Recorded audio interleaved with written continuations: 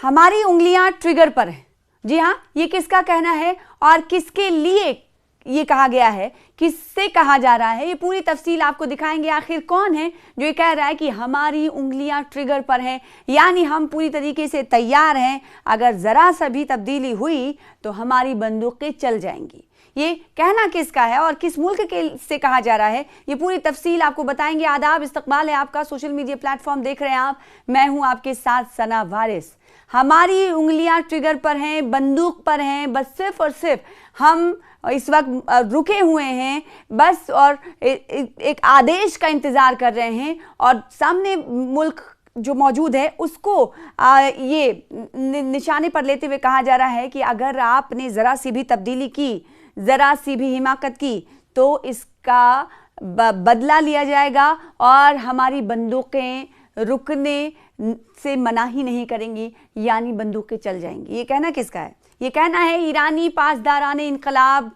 Core के सरबराह का, जिन्होंने जुमेरात के रोज़ अमेरिका और इसराइल को खबरदार किया है कि हालिया मुजाहिरों की वजह से गलत अंदाजे नहीं लगाएं, हम तैयार हैं और हमारी फ़ौज ने अपनी उंगलियां ट्रिगर्स पर रखी हुई हैं। यानी अमेरिका और इसराइल को इंतबाह दिया जा रहा है, धमकी दी जा रही है, चेतावनी दी जा रही है कि ज़रा सा भी आपने फ़ायदा उठाने की कोशिश की, हमारे मुल्क के जो हालात थे, हमारे मुल्क के में जो पैदाशुदा हालात ने फ़ायदा उठाने का मौका आपको दिया, या फिर आपने ही ऐसा माहौल क्रिएट किया, तो ऐसा ना भूलें कि हम इस वक्त पस्त नज़र आ रहे हैं। हम पस्त नहीं हैं। पासदार इनकलाब कह रहा है कि हमारी फ़ौज तैयार है, हम लोग तैयार हैं, और ये किसी तरह की गलतफहमी में इसराइल और अमेरिका ना रहे कि हम इस वक्त पस्त नज़र आ रहे हैं मुजाहिरों की वजह से, सरकार के ख़िलाफ़ जारी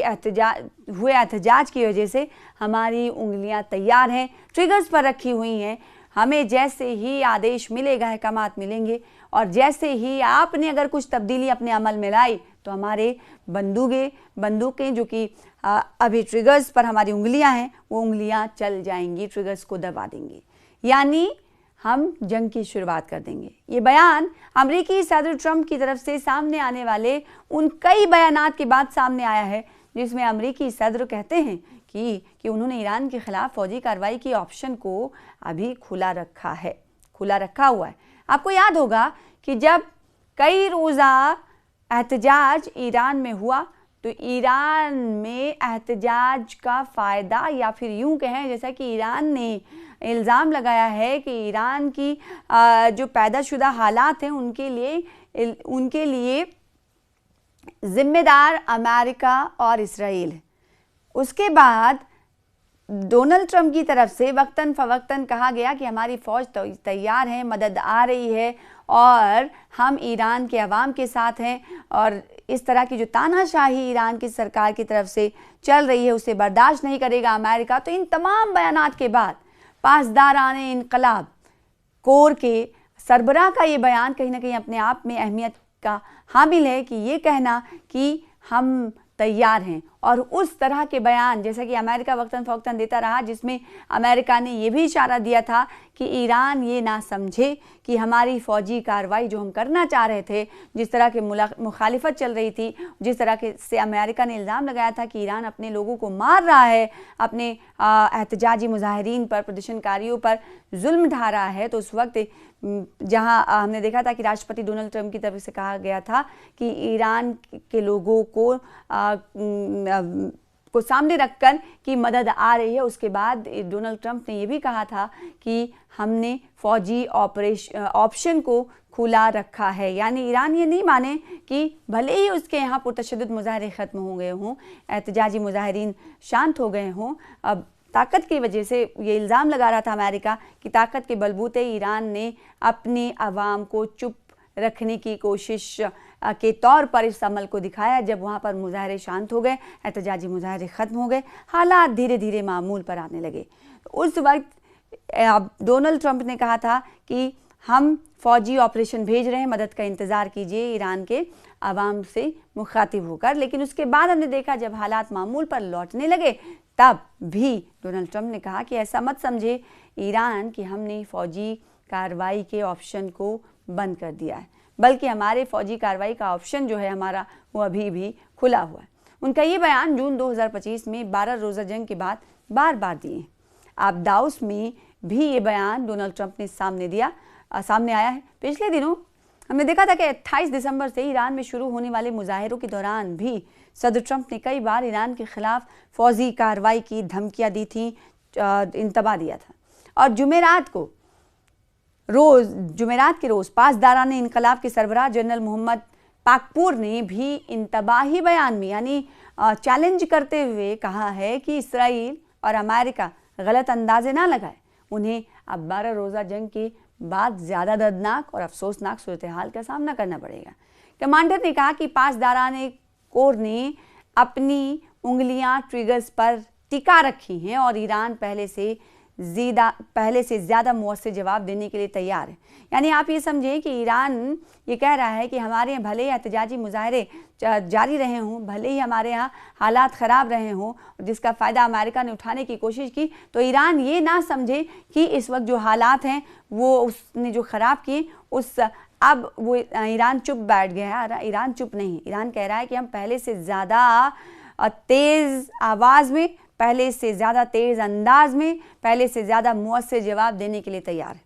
हम सब अपने सुप्रीम लीडर के हुक्म के मुंतज़िर खड़े हुए हैं। देखिए, जैसा कि हमने अब से कुछ देर पहले आपको इस वीडियो में बताया कि सिर्फ और सिर्फ आदेश का, सिर्फ और सिर्फ हुक्मनामे का, सिर्फ और सिर्फ अहकामात का इंतज़ार। यानी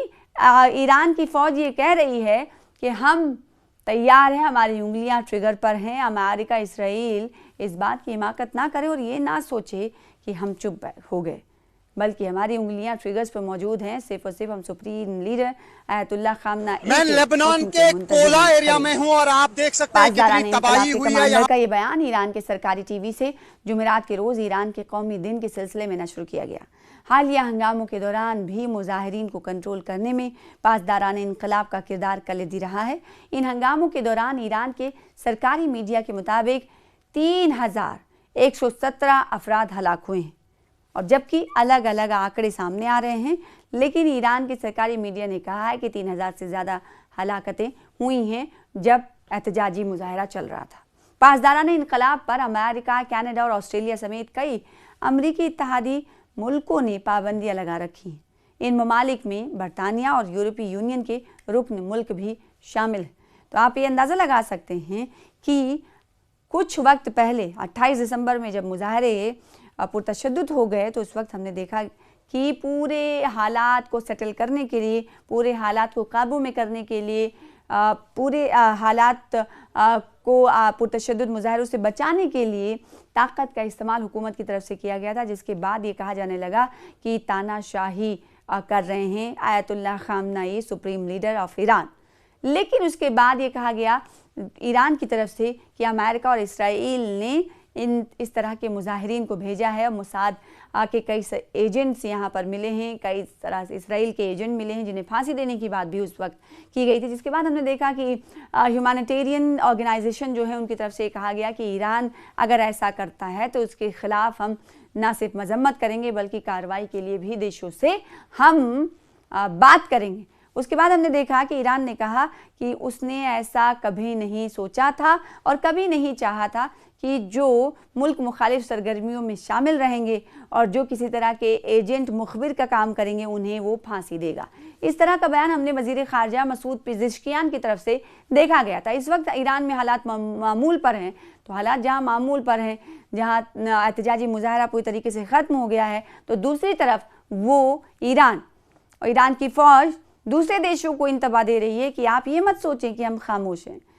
आप ये मत सोचें थोड़ी सी खामोशी आ गई, पुरतशद्दुद मुजाहरे ख़त्म हो गए हैं, तो आप ये ना सोचने की गलतफहमी करें कि हम चुपचाप बैठे हैं, बल्कि हम ये कहना चाहते हैं कि हम तैयार हैं, हमारी उंगलियां बंदूकों पर हैं और कांधों पर बंदूकें तनी हुई हैं। जैसे हुक्म आएगा वैसे ही हम आपके खिलाफ उठ खड़े होंगे।